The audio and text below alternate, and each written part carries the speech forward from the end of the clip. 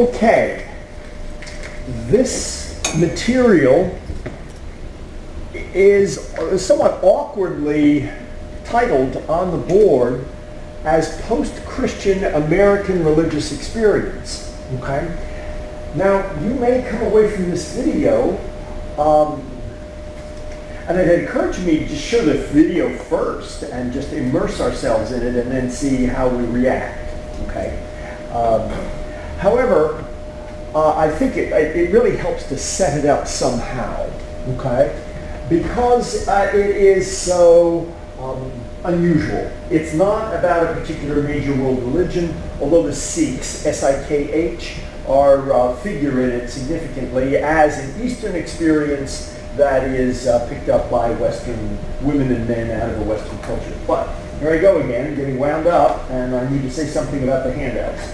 Okay?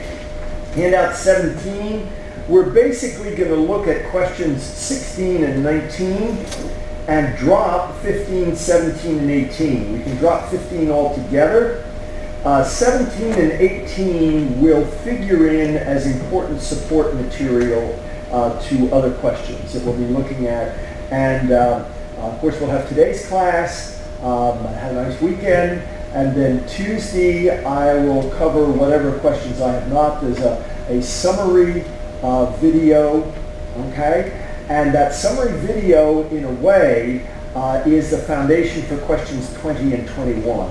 And I'll continue that conversation, and it will probably be in the taped video from Tuesday, okay? At any rate, though, we'll basically be looking, as I have on the board behind me, questions 16 and 19 about this video material. So anyway, question 17, and then I'll pick up on those and use that to help all of us get into the film. But then 15 is the video overview. Okay, 15A worries me because there's so much jargon on it. 15B is an interesting essay about creative science and religion. Okay, and that's just kind of a freebie, and see what you think about that. Okay, but 15A may indicate the difficulties or the dimensions of the problem when you have somebody like myself who wants to touch all the bases. And what I have on the board, I hope, gives us the basic idea. Okay, I'll add a couple more words, I hope. Namely, not more than a couple, okay, as we get into this. But, so the course is a course in religious experience, as I hope I said the first or second day of class. It's a survey course on the major world's religions. So a basic idea that you would presume would be a summary statement of the course would be, what is religion?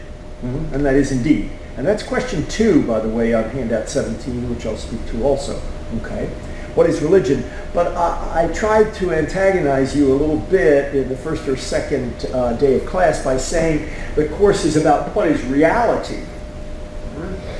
And we'll see also that the question is about who are you? Which is one of those questions that I dropped and said would be important elsewhere. That's question 18. Why is know thyself a religious question? Okay. Many of these issues that I just summarized in those apparently disconnected questions are all about immanence. If the default response of American conversational English when you talk about religion is transcendence, because that is the almost summary word for American deism, that God is above and that there is a God. God is a personal God, widely believed to have become incarnate in Jesus Christ, who then ascended and went back to heaven, and therefore we really have a legitimate split between the secular and the sacred, all right? And we have a distinction between religion, which is all about contact with a transcendent divine being, okay? Which therefore fits Islam, Judaism, And Christianity, by and large, as long as we don't think about the explicitly and very powerfully immanent dimensions of Christianity, Christianity gets kind of lumped together with Judaism and Islam as a monotheist religion, okay? Well, what's happened in the United States across the decades and the centuries is a primary experience of transcendence.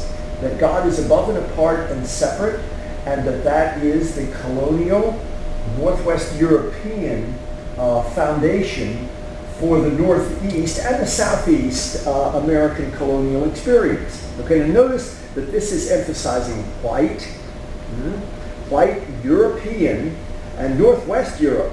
So not Mediterranean Europe, that became, or Eastern Europe. Those became major cultural challenges in the 19th and 20th centuries as immigration and those different cultural traditions became more and more significant. But it was pretty much Northwest European Protestant and Catholic religious experience. And what happened is women and men lived somewhat comfortably with that for a lot of centuries, but as American secular and scientific and technological identity became more and more powerful, this experience of a transcendent divine being who was above and apart and separate became more and more distant, and humankind became more and more, frankly, more and more lonely. And without being too autobiographical about this, I kind of lived through that. In other words, I was born at the, would you believe, the end of the 30s and grew up therefore in the 40s and the 50s when people look back at that as an idyllic time in American cultural experience. Okay? Well, it was if you were white and middle class or above. Okay? But it wasn't if you were African American, Native American, Oriental American, all kinds of other cultural traditions that have subsequently contributed very significantly to American religious experience. Well, to jump ahead to something to the chase here in a way, this video is about women and men, okay, for the most part, white, former Christians and former Jewish people for whom the American deist and transcendent tradition had pretty much become irrelevant. When I said I lived through it, my experience was growing up with that 40s and 50s experience when everything was so white bread, lily white, President Eisenhower as a great Democratic candidate who was eventually our ambassador to the United Nations. Adlai Stevenson once referred to those years because President Eisenhower played a lot of golf.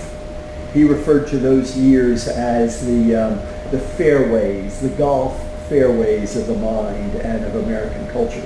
Because we didn't really get a seismic shock until 1957 when Russia put up a satellite. And all of a sudden our world leadership was seriously undercut. Russia ended up with a hydrogen bomb. We had the Cold War and all kinds of things changed a great deal. Okay? Well, one of the things that changed that I did live through very consciously was what you all would probably look back on or look back and with some curiosity and even fondness were the hippie years. Right? Significantly, this video was made in San Francisco, which when I was your age was the epicenter of the hippie culture. Okay? A particular section of San Francisco even was that. Okay? One of the title hippie songs was, "If you're going to San Francisco, be sure to wear some flowers in your hair." And I was in a music group called the Woodstock Singers. Called that because it was connected with Woodstock College, which was a Jesuit seminary, and the Woodstock Singers existed before the great folk festival at Woodstock, New York. But we obviously got some good promotional content from that.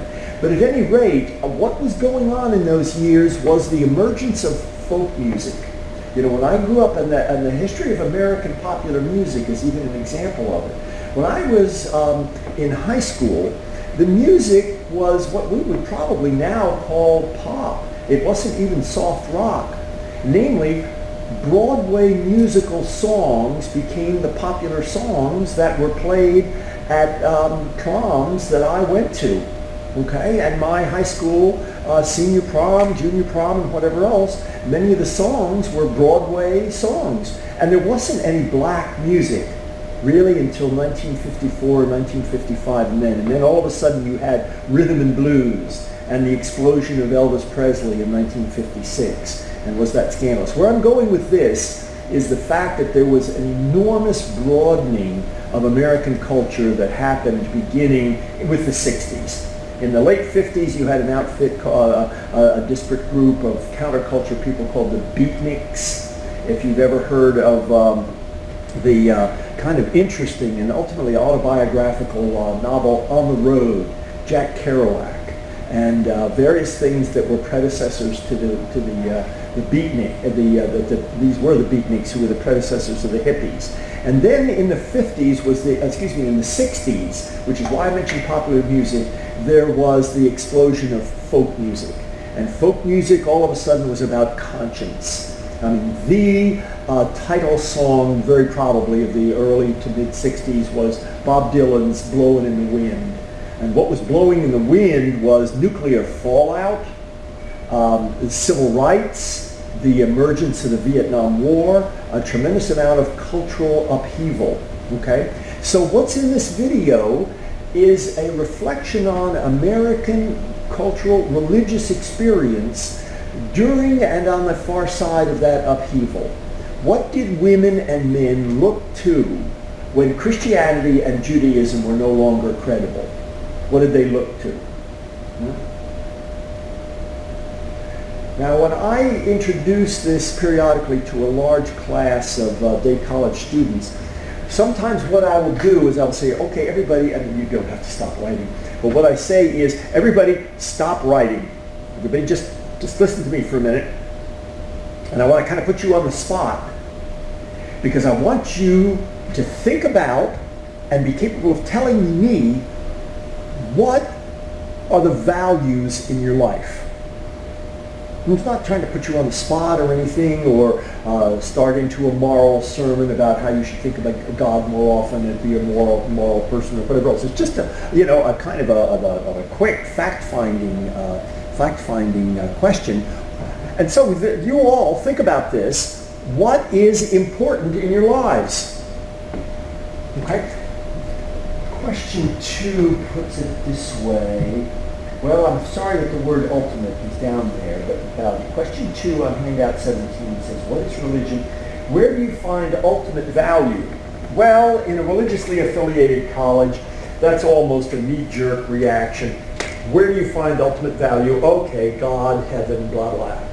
And the very superficiality of that dismissal is revelatory all by itself. But let's go back to it. Where do you all, and I'm talking to you, where do you all now find value in your lives? Just think about it.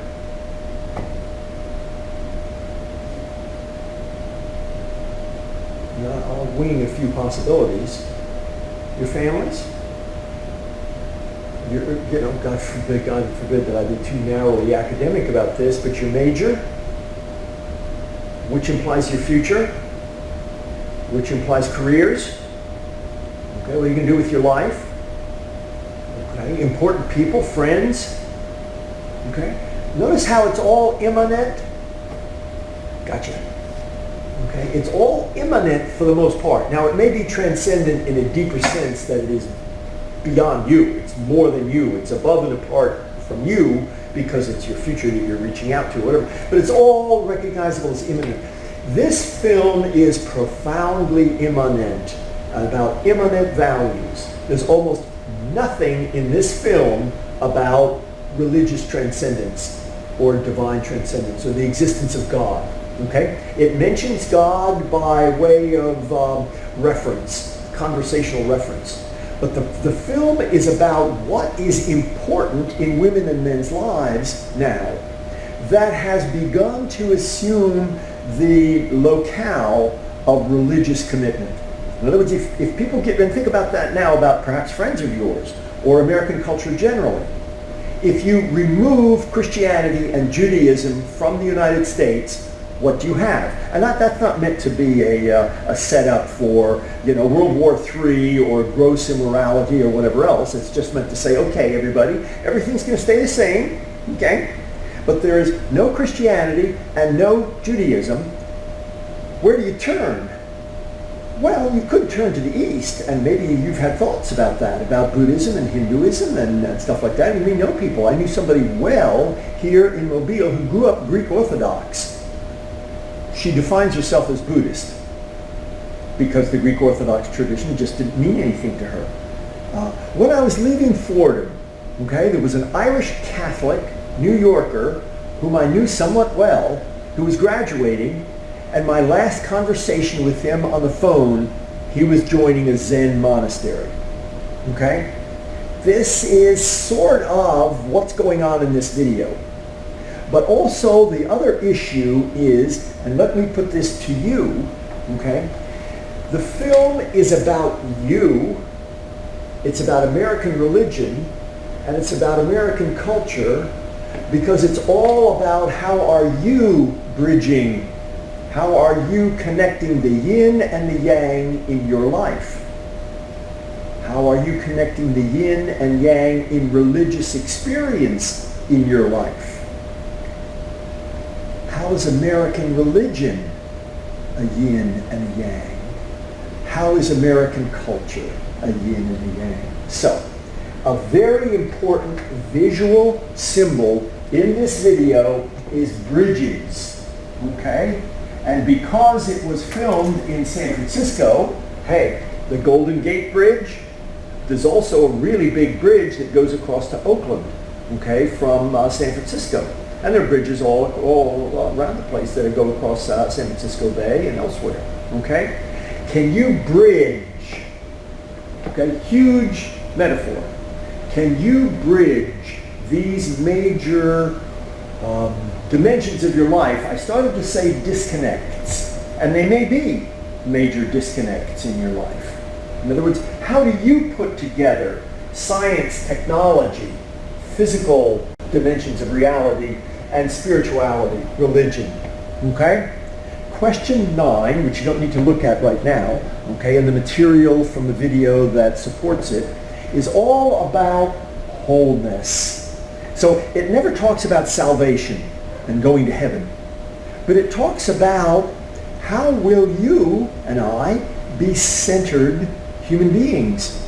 How will we not be scattered, diffused, disintegrated?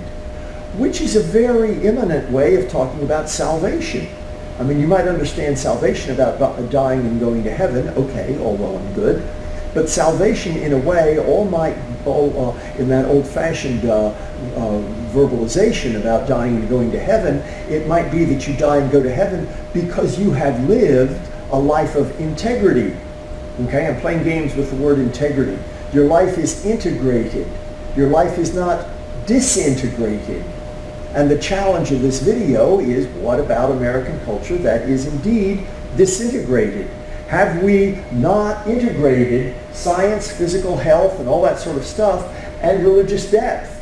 Have women and men chosen one extreme or the other? Big time. Big time.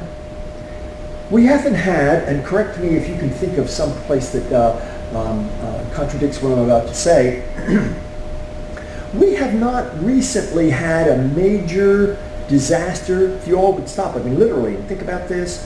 Can you think of something that's happened in American culture recently where there was a mass suicide or a mass religious, cultural disillusioning experience? Pardon? ISIS, okay, let's keep it within the bounds of the United States. Okay, so Islamic terrorism in general is certainly a major challenge, okay? Although I spoke last night Fairhope, with a woman who was born and raised in India. She's Muslim. I think a very close friend said she should not wear a headscarf. Okay. She indicated to me somewhat last night that she really does not formally affiliate herself with particular groups, and I think she meant Islam. She grew up in India, Muslim. She went to a Catholic convent school. Her husband, I think, went to a Jesuit high school there. There have been Jesuit schools over there for a while. So she has a great deal of cultural richness surrounding her, and is a really wonderful example of the breadth and richness of those with Muslim and Islamic backgrounds. Okay, but ISIS is certainly something. But there again, ISIS and you have suicide there, where and maybe that's what triggered that response was suicide bombers and stuff like that. But I mean a kind of a group of people. This happened. I should cut to the chase on this possibly. 3 or 4 times, I'd say, between the end of the 70s and the 90s, where big groups of Americans committed suicide. And you find yourself saying, what? And they were all religiously connected. Have any of you heard of Jonestown, Guyana? Ever even heard of the expression? The Reverend Jimmy Jones? What do you know about it? They're like a mass suicide.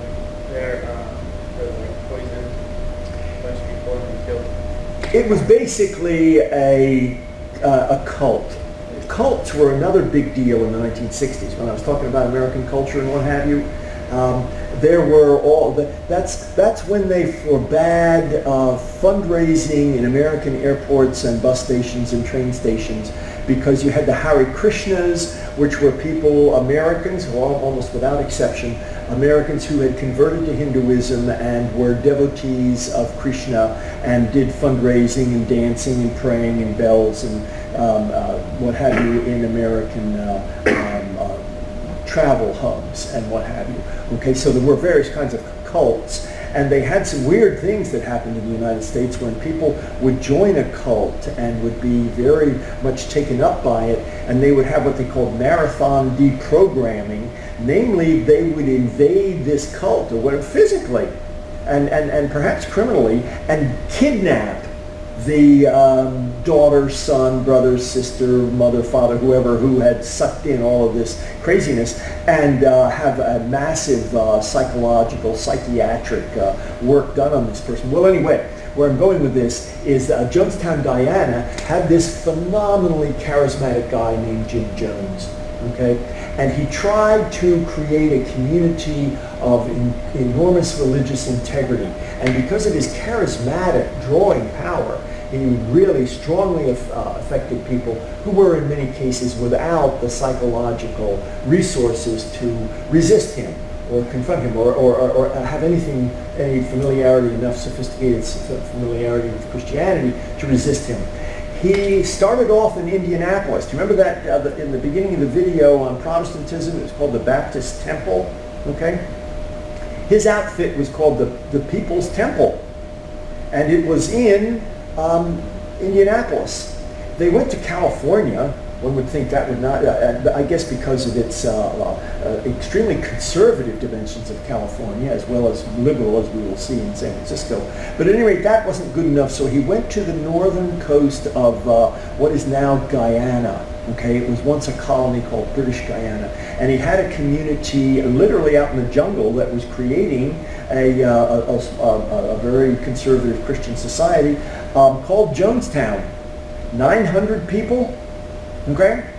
Well, the whole cult dimension of this began affecting various families, and they complained about it and tried to do something. And an American congressman from the United States House of Representatives went with them to Jonestown and flew down and went and visited the place, and it sent a shockwave through Jim Jones himself personally, and perhaps his people, and they followed this congressman and his entourage back to the airport and murdered the congressman and various other people. Okay, talk about shockwave. Okay, they knew that this meant that they were going to be invaded by American crime research people, police, SWAT teams, and stuff like that. When the American SWAT teams arrived and got to the town, everybody was dead. Some people had fled into the jungle and were shot with crossbows and guns and what have you else. What was really harrowing, George, are you off on a huge tangent? And what does this have to do with anything?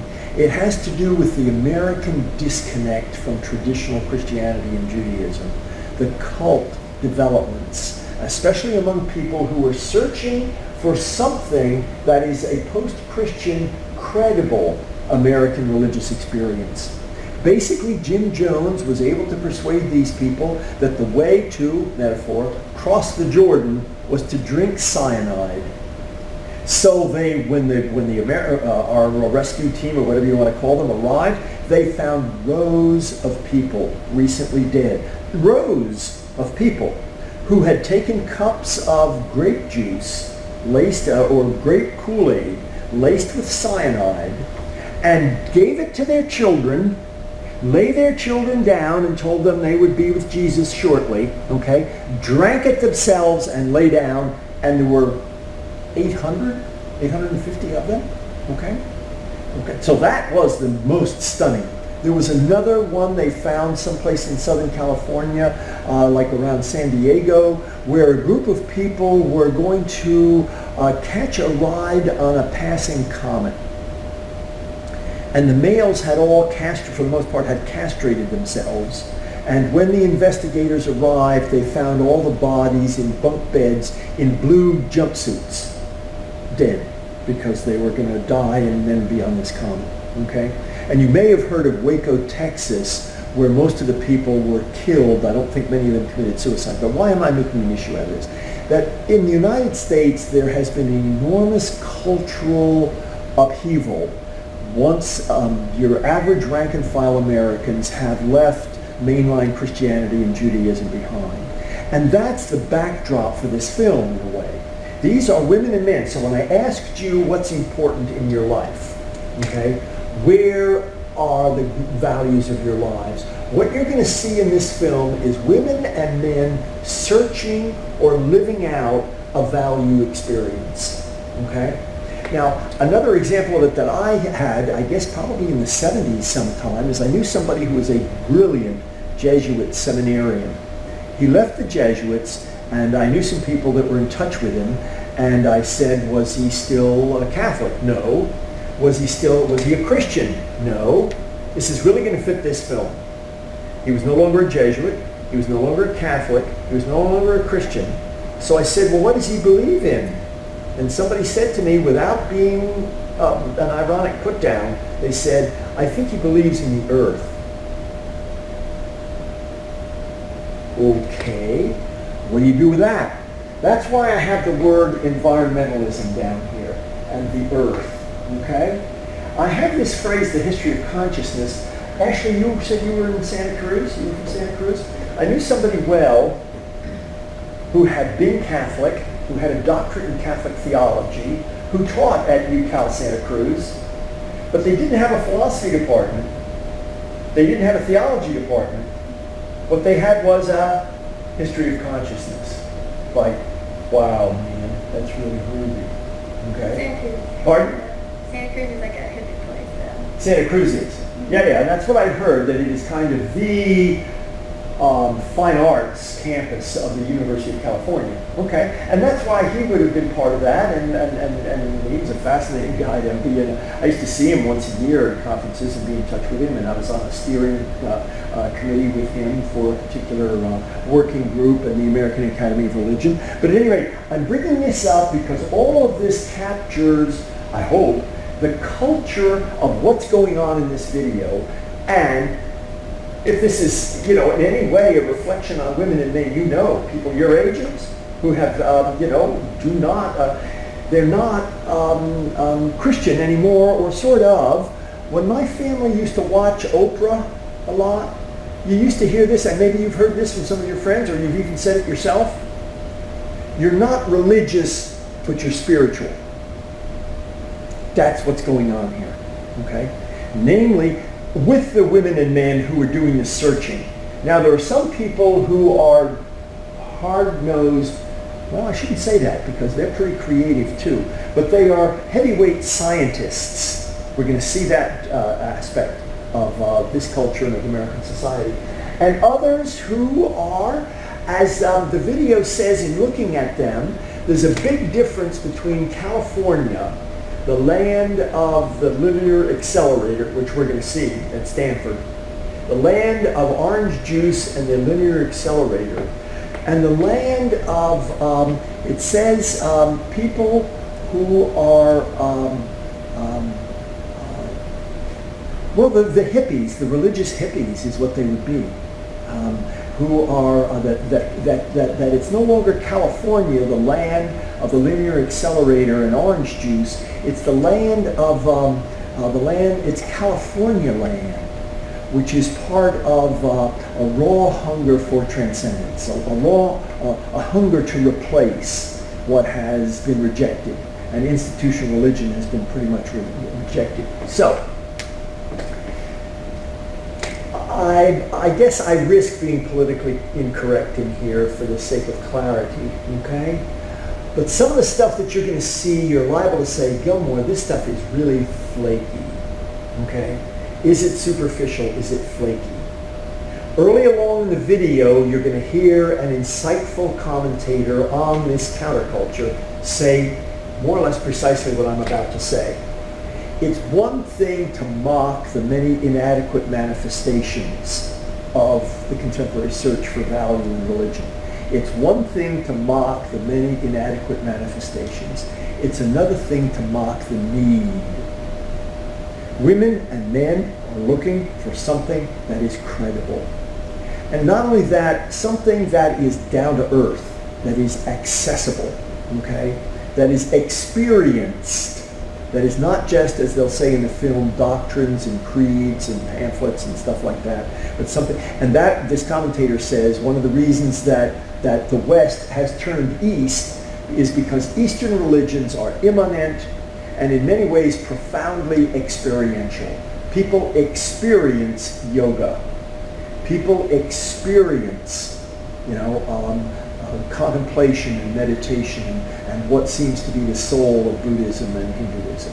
Okay? So, in many ways, the whole issue is how to bridge this. So what I'd like to do is just take a response to one question, give you an answer to question 16, which is directly connected with handout 15, item 9, about the healthy, whole, and holiness. And we'll see this in the video, that originally they were all interrelated, then there was a split. So this is all about a split and the bridges that healed the split.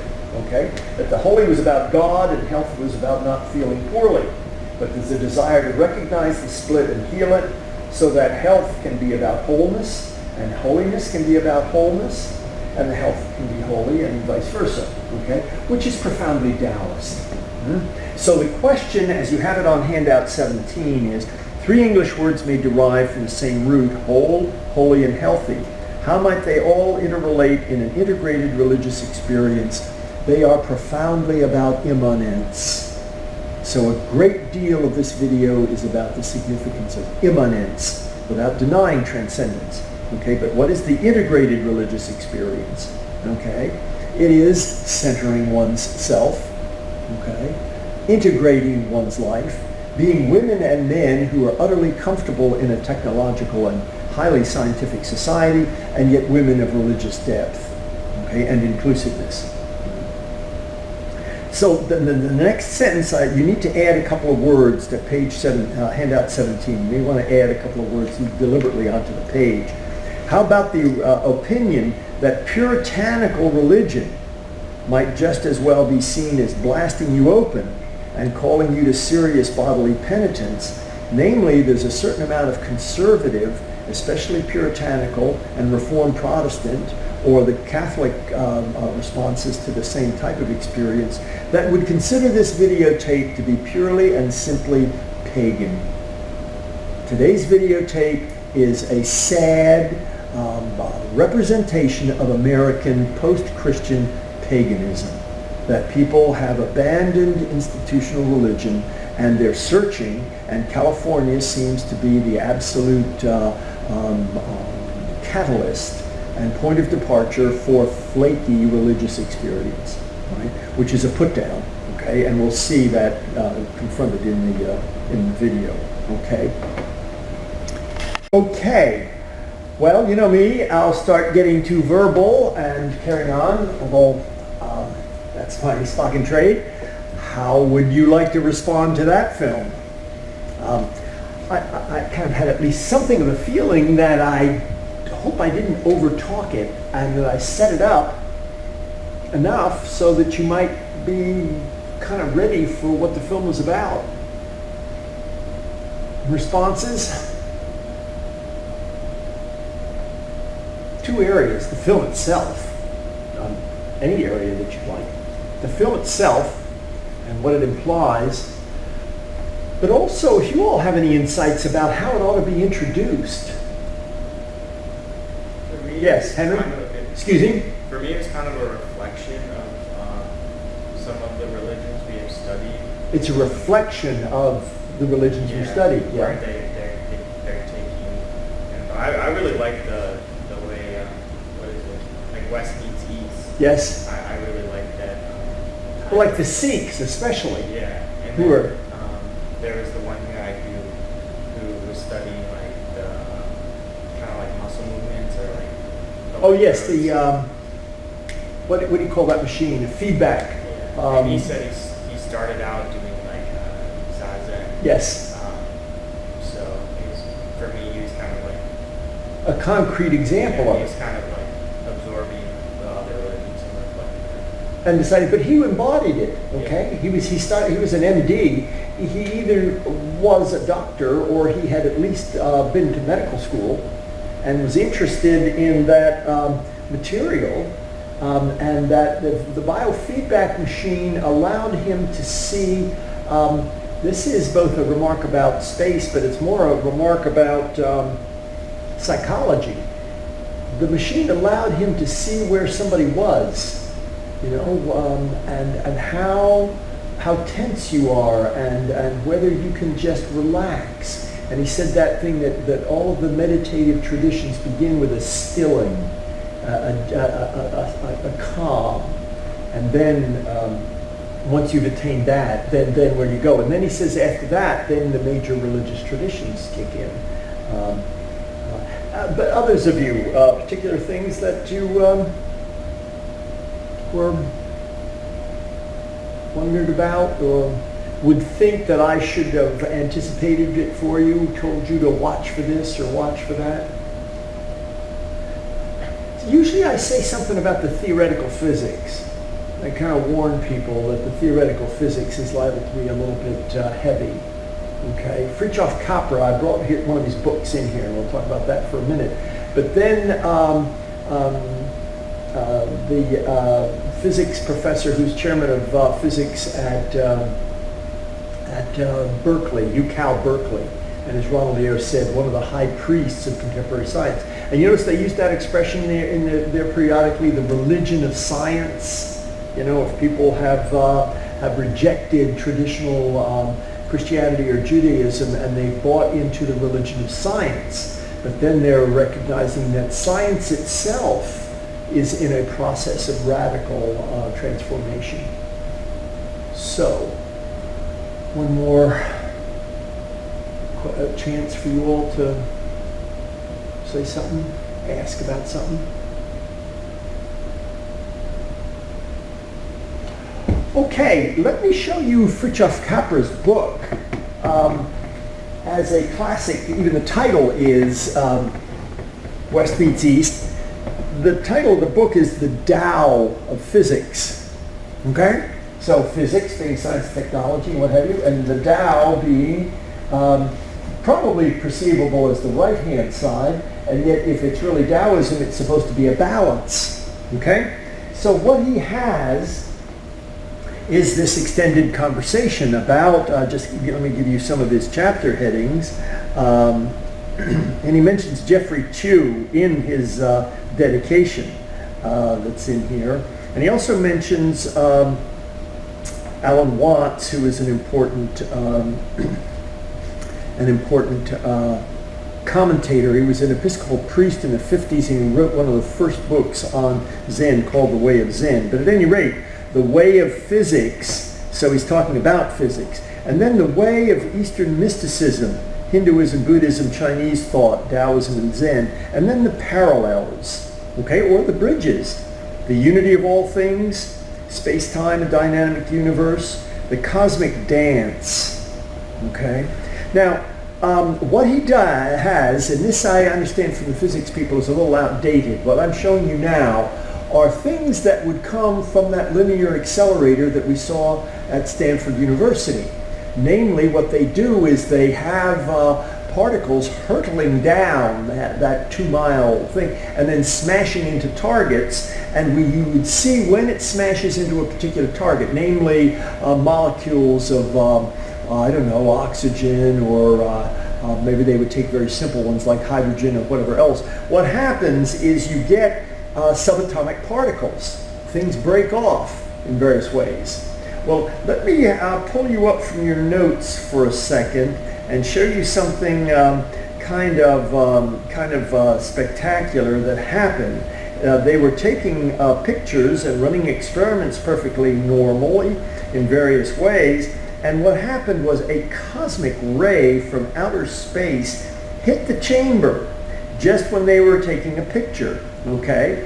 And so you had this incredible dance of subatomic particles that I had thought that I would find it right away because it's something that I've referred to so frequently here. Here it is, right here, okay? Instead of those simple lines that you saw a minute ago, if you looked up while I was doing this, look at this.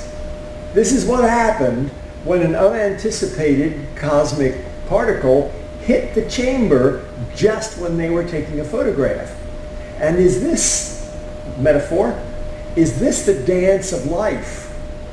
Is this what affected evolution on this planet? Okay? Is this the dance of the subatomic particles? Big time. What goes off in one direction has a negative charge on it. What goes off in another direction has a positive charge on it. That's part of what's going on here. So there are electrons and protons and neutrons and various other things that are here, that are dramatized in it. Well, at any rate, this was written by Fritjof Capra, who's the person mentioned there, and he is a professor of theoretical physics. He's also really interested in this. He has another book out on science and religious mysticism with a somewhat famous Benedictine monk, okay? A brother whose name is just blown right out of my mind right now, but I'll mention it when it does occur to me. At any rate, that's an ongoing dialogue that would fit what's on the board behind me, okay? Namely this perceivable disjunction, and then how is it bridged, okay? Well, I think you would appreciate my giving you something specific on question 19, okay? So, question 19, how's the film West Meets East? Let's add some words to the page. If you would write some words down on page 7, handout 17, I think this will help. And you'll get it right away, and I think it'll even start being a little bit repetitious, okay?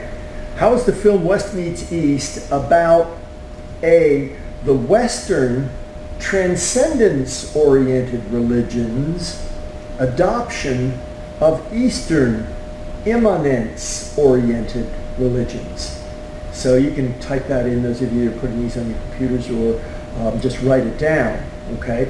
How is this film about the Western transcendence-oriented, I probably shouldn't say religions, I should say Western-oriented cultural experience. Adoption, how's it about the adoption of Eastern, okay? Eastern, immanence-oriented religious experience, okay? And the way it's all about that is, in the simplest realm, it's about people, it's about Western Christians and Jews becoming Sikhs, okay? We saw that person who said he grew up a Jewish boy in New York, and now he's a Sikh. Okay, well, what happened? And he has that weird, and that sounds kind of spacey. Remember he said he had his conversion experience on a night of the full moon? You know, Did that really have an effect? Well, maybe. Maybe we'll find out. I don't know, those of you that are, nobody in here is a science major, but your body is a very large percentage of water is in your body. And the moon has an enormous effect on the tides. Okay, does it affect? And apparently, I don't know that it's a visual thing, but apparently full moons really do have an effect on people psychologically. In other words, by the way people show up in emergency rooms and stuff like that. It's where the expression a lunatic, somebody who's a lunatic, the Latin word for moon is L-U-N-A, luna. Some of you may know a beautiful American moth called a luna moth, which is a lovely kind of swallow-tailed green moth, but a night creature, obviously. So anyway, how is it about that? Well, it's certainly about the specific search. So the person that Henry mentioned, who was the one who experimented with biofeedback, his name is Pelletier. I presume he grew up in some variety of Christianity, probably, and he was adopting, he'd been in Zen, Zazen for a while, and now he was in a certain type of Tibetan meditation. Okay, so there's an adoption. Okay, but the bigger picture would be the whole watershed movement from a transcendence-oriented religion, okay, to people who say, I'm not religious, but I'm spiritual, okay? People for whom the religious and moral value of their lives is all about ecology. I mean, people who've utterly dedicated themselves, and that touches on something that Theodore Roszak is the person that they were talking to in the interview at the very beginning of the film, when he's saying you don't get rid of one God without replacing him with another God. And what is the other God? Well, Donald Trump's God seems to be the presidency and making a fortune in the real estate market, which is, a very intense and day-to-day and completely all-absorbing. And is that a religious experience? Well, in the final film, we're going to see some kind of reflection on that. Ronald Eyre even saying, for some people, soccer, he says football, because he's speaking as an Englishman, football or Marxism or the pursuit of money, are those religions? Are they all encompassing dimensions of people's lives? Okay, they're certainly profoundly immanent, but they would not really be Eastern religion in a way. Okay, but anyway, that's A. B. How is it, the film West Meets East, how is it about a whole reinterpretation of religion? You'll get that in a single word that'll start to be a little repetitious. It's all about immanence.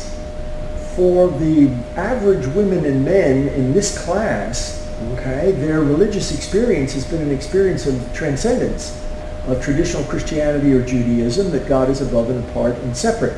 Now, they may indeed be people who have already left that behind and begun really looking in areas of immanence, so it's not a revolutionary experience for them or a reinterpretation. They're already there, but they haven't begun articulating it, verbalizing it, working it out. So you might even say in your own life, how is this film a whole reinterpretation of religion?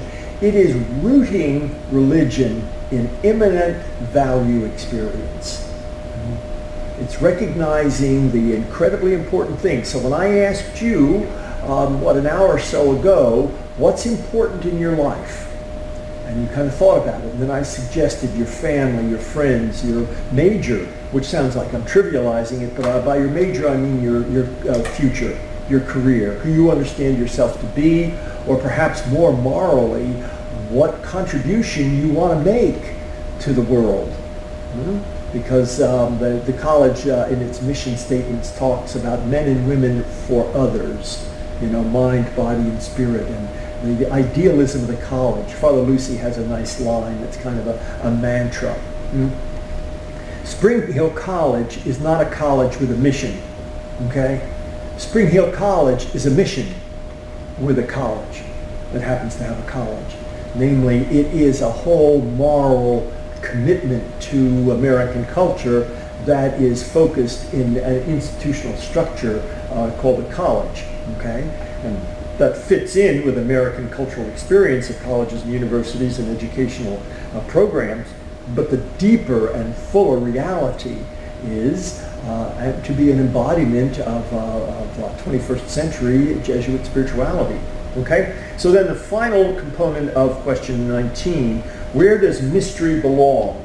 Okay? Now that touches on a component that was being talked about, and sure enough, I'll not put my fingers on it right away. Yes, it's in handout 15, item 11, okay?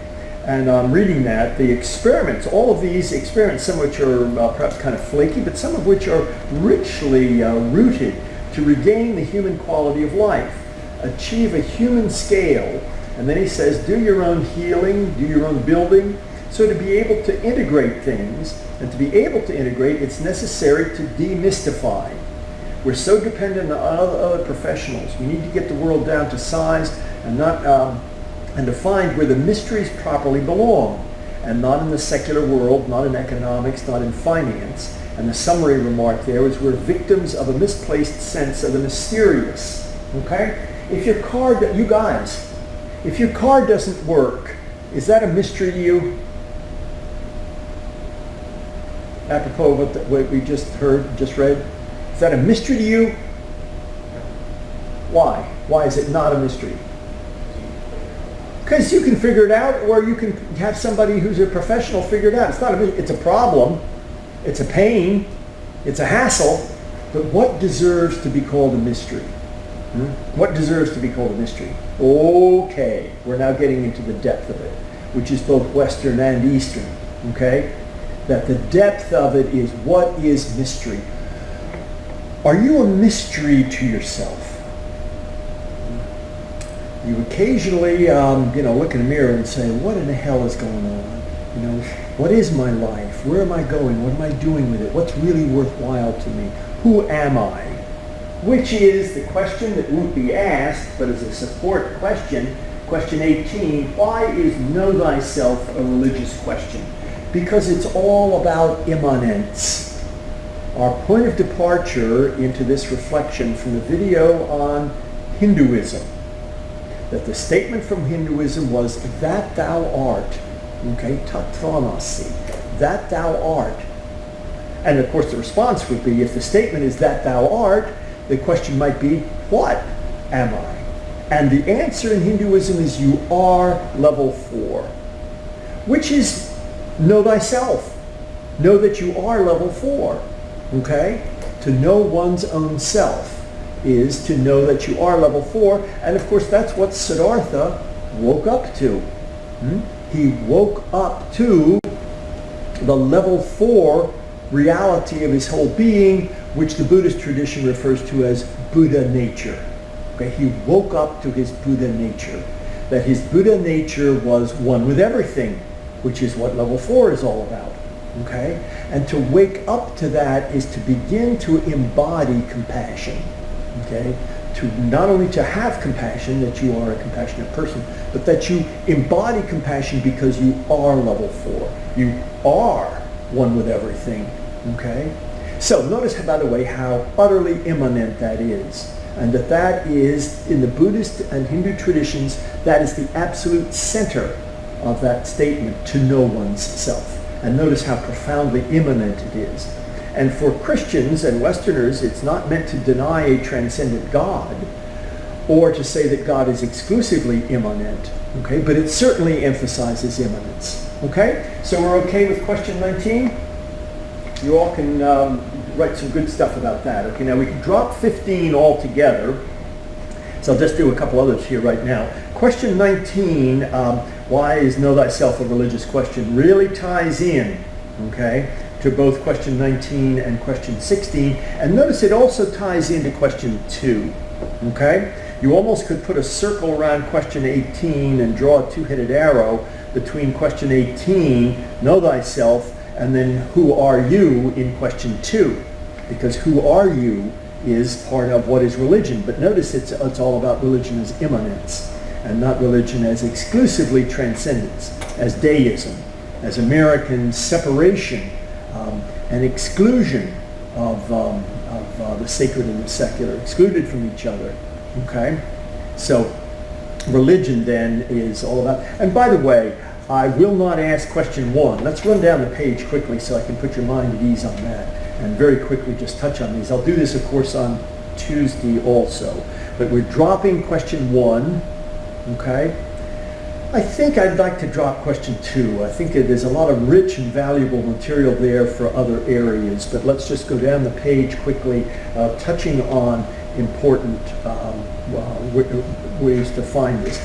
Questions 3 and 4 together are an essay on eCompanion, but question 3 is handout 12D.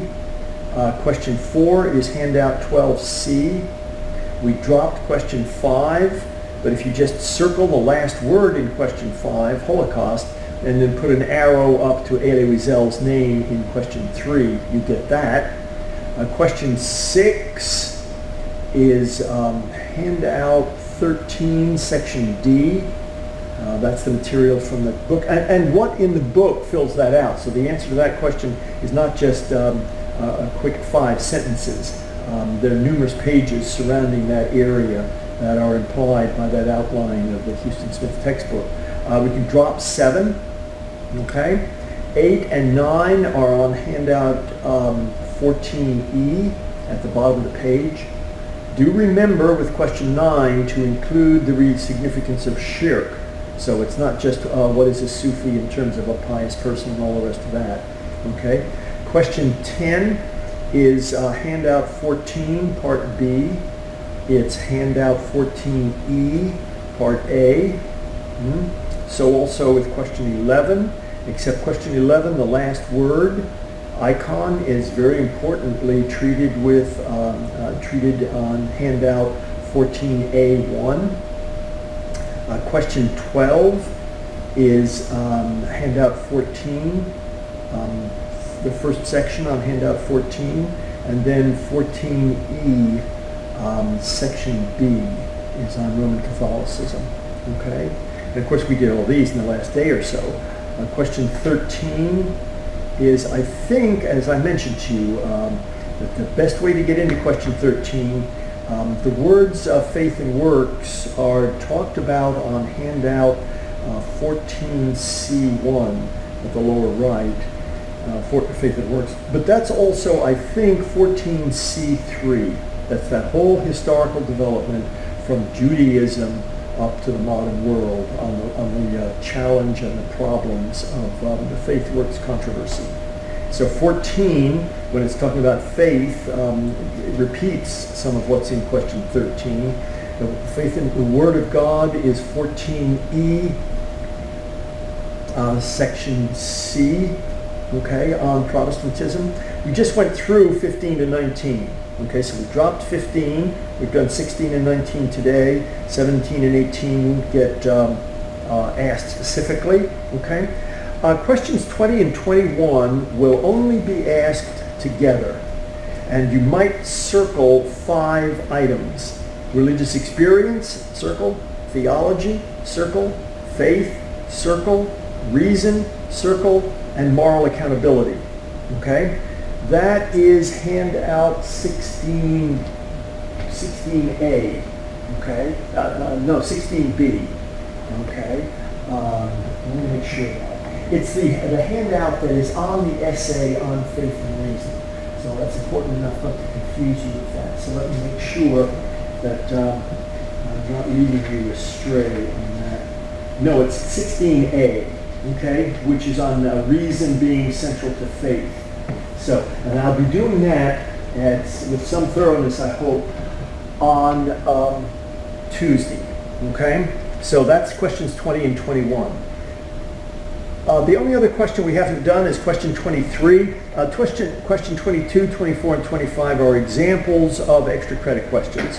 So you don't need to prepare them, and it just gives you an idea of the kind of thing that could be asked as an extra credit question. Okay? But question 23. Okay. This is the only material that's been carried over from handout 10, the first half of the course, and we've discussed a lot of this material today and throughout the course.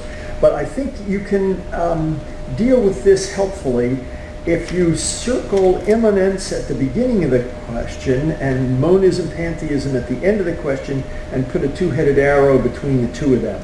Okay, monism and pantheism, of course, is going to be absolute unity, whereas immanence is the divine in the world, relationally. But then if you also circle transcendence and dualism, and maybe instead of having them connected by a two-headed arrow above the sentence, you have a two-headed arrow under the sentence, or vice versa. That transcendence, by and large, is what often is meant by dualism. Namely, the divine is separate. Next to the word dualism, you could even write in the word deism, that being the American separation of church and state, separation of the sacred from the secular, okay? An emphasis on the restrictively finite human experience of American secular experience, okay? So, which would derive from the transcendence emphasis of traditional colonial American Christianity, okay? And then in the center is incarnationalism. Now, you could connect incarnationalism with the word incarnation in question 12. Make sure in your own mind that you're not talking about Hindu reincarnation. This has nothing to do with Hindu reincarnation. This is about the incarnation of the Word of God in Jesus Christ. So it's all about enfleshment, and that is the Christian solution to these polarities that we've set up, or this separation. Namely, that incarnationalism for Christians is the resolution of a tension between immanence and transcendence. I shouldn't say of a tension, but a polarity, a perceived polarity, and the perceived polarity between dualism and monism. Because it's not saying that this is just simplistic disappearance of the human, okay? And it's not a simplistic dualism that the divine and the human are absolutely separated. But the divine and the human are one, but that touches on what we did in Hinduism with qualified non-dualism. Okay? Namely, it's a relational unity of the divine and the human in Jesus Christ, and in every human being. So anything that anybody wants to ask about those particular questions right now that you perceive will not get discussed on Tuesday? Are we sort of okay with that? Okay.